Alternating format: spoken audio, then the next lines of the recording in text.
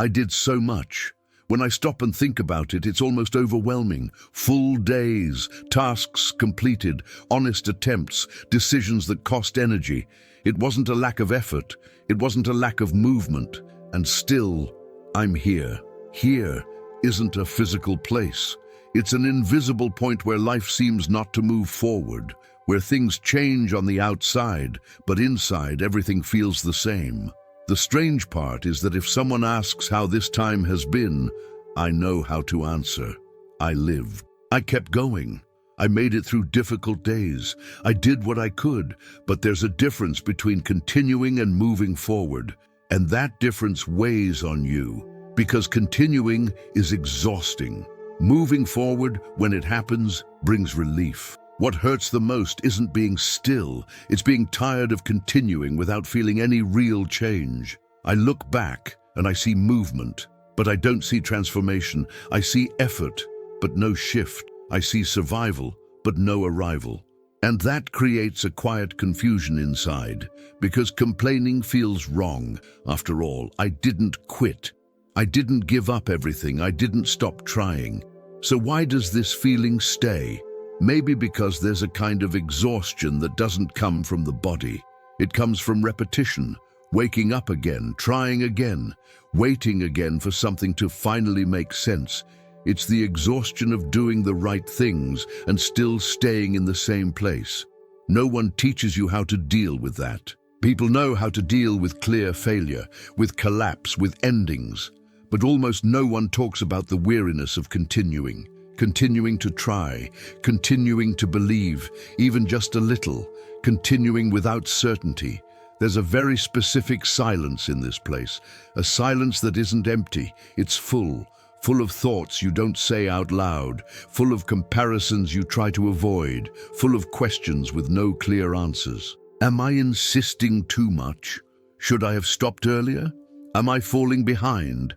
Is this all it's going to be? These questions don't arrive with clarity. They arrive with weight.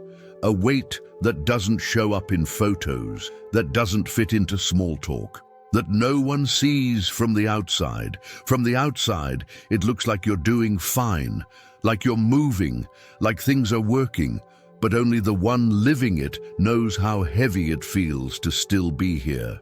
Sometimes I wonder if the problem isn't being stuck. Maybe the problem is expecting that, after so much effort, something would automatically change, as if movement guaranteed progress, as if time itself would fix things. But time doesn't fix anything. Time only passes. And when it passes without change, the loneliness is deep. You start doubting yourself, not loudly, quietly, a doubt that doesn't scream, but settles in, and still, you keep going. Maybe because stopping feels worse. Maybe because giving up hurts more than trying. Maybe because even tired, you're still hoping. But for now, nothing changes. And admitting that isn't weakness. It's honesty. There is a kind of exhaustion no one notices. It's not the tiredness at the end of the day. It's not the body asking for rest. It's something deeper, quieter. It's the exhaustion of trying without feeling any return. You wake up and do what needs to be done. You show up. You complete tasks. You keep moving. But inside, something starts to weigh differently. Not laziness, not lack of motivation, emotional wear. Because trying requires hope, and hope costs energy. Every time you begin something, even something small, you place a piece of expectation there. Even when you tell yourself you're not expecting anything, you are. And when this happens again and again without visible results, your body learns to protect itself. You keep doing things, but you do them with less openness, less presence, less belief, not because you don't care, but because caring too much started to hurt. No one teaches you how to exist in this place. The place where you're still moving, but you no longer feel enthusiasm, where you're still trying, but with your heart more guarded. It's a strange state, because you can't say you quit, but you can't say you're progressing either. You're in between, and the in between is exhausting. There's no applause there, no closure, no clear turning point, just repetition. Similar days, similar feelings, the same thoughts returning. You begin to notice the world moving around you, people changing, lives advancing, stories unfolding, and even when you try not to, you compare, not out of envy, out of fatigue. You wonder when it will be your turn to feel that something finally shifted, when you'll be able to breathe and think, now it makes sense. But that moment doesn't come. And the more time passes, the harder it becomes to explain to yourself why you're still going. Sometimes you think about stopping, not stopping everything, but stopping the waiting, stopping the expectation, stopping the pressure to change, stopping the measuring of time. But even that feels difficult, because if you stop expecting, what's left may be just the exhaustion. And facing exhaustion can be frightening, so you keep going because going is what you know how to do. Because stopping feels risky, because somewhere inside you still believe, even if quietly. There's a silent guilt in this place, the guilt of feeling like you should be more grateful, more satisfied, more motivated. After all, you did so much. But forced gratitude doesn't heal frustration, it only pushes it deeper, and the more you push it down, the heavier it becomes. Maybe the problem isn't that nothing changed. Maybe the problem is that you changed inside without realizing it. You changed in how you feel, in how you expect, in how you protect yourself. And that's not regression, it's response, a response to a long cycle of effort without clear reward. The body learns, the mind adapts, the heart becomes cautious, and everything starts to feel slower, heavier, harder to experience as progress. You're not broken, you're tired, and there is a difference. Maybe there's a quiet mistake in how you look at being still here. Maybe you've been treating this place as failure when it might actually be protection. No one really talks about this, but the body often stops before the mind understands why. Sometimes you don't move forward because something inside you sensed that moving forward in that way, at that pace, in that context, would cost more than you can afford right now. So you stay here, not because you lack courage, but because you have instinct. The problem is that we grow up hearing that stopping is losing, that staying in the same place means falling behind, that anyone who doesn't advance must be doing something wrong, and that creates constant pressure. A pressure that never rests.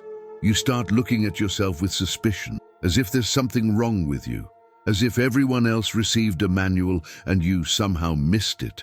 But the truth is, no one moves forward all the time. Some people only look like they are.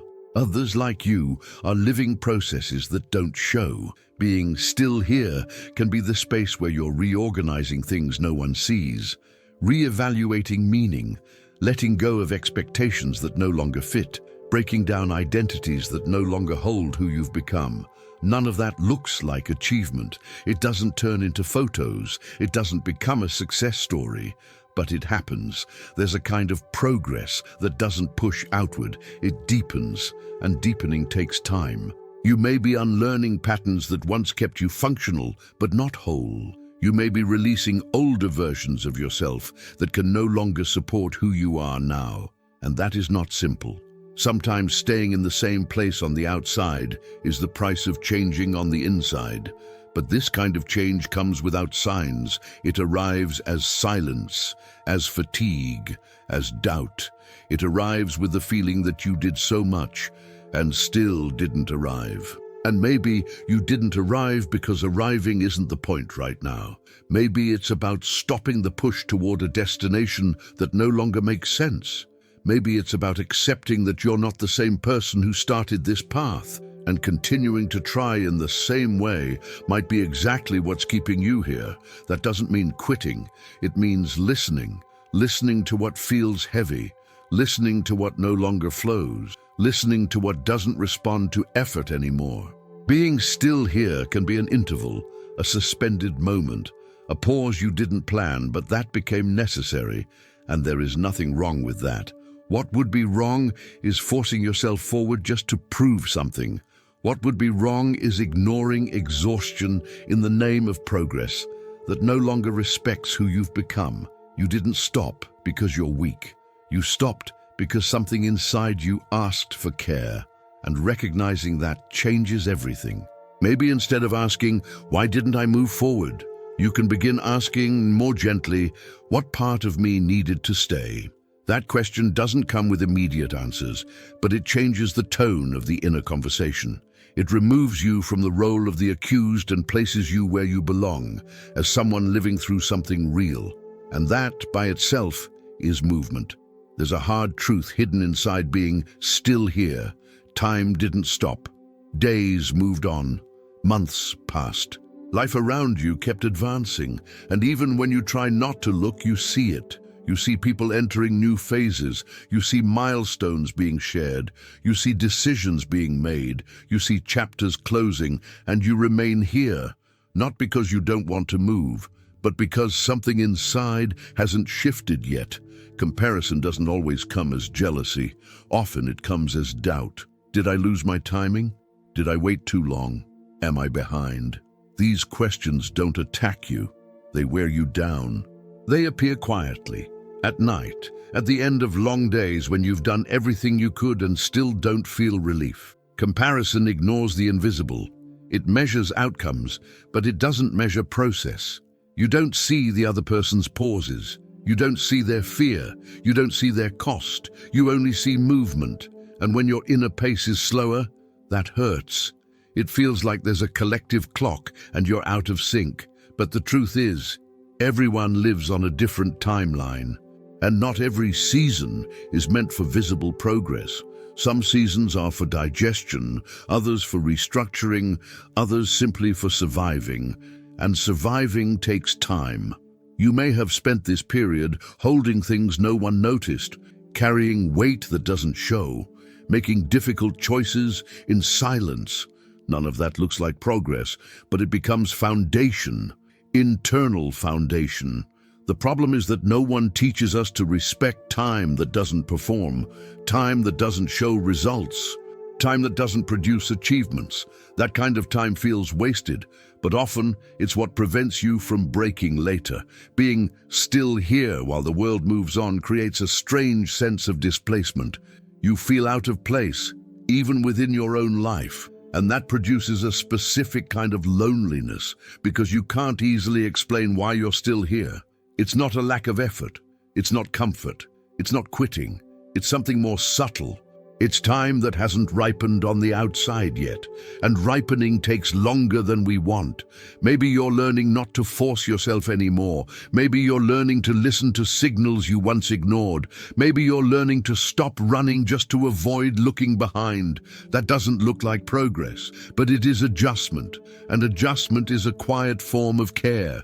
You're not wrong for feeling behind, but you're also not wrong for not forcing your way out. Sometimes the most honest movement you can make is refusing to hurt yourself just to match someone else's pace. For now, being still here might be the only way to remain whole. Maybe today isn't the day to move forward, and that's okay. That sentence is hard to accept because we were taught to believe that we should always be progressing, fixing, changing, becoming something else. But the truth is, there are days, and sometimes entire seasons, when moving forward isn't what's most needed.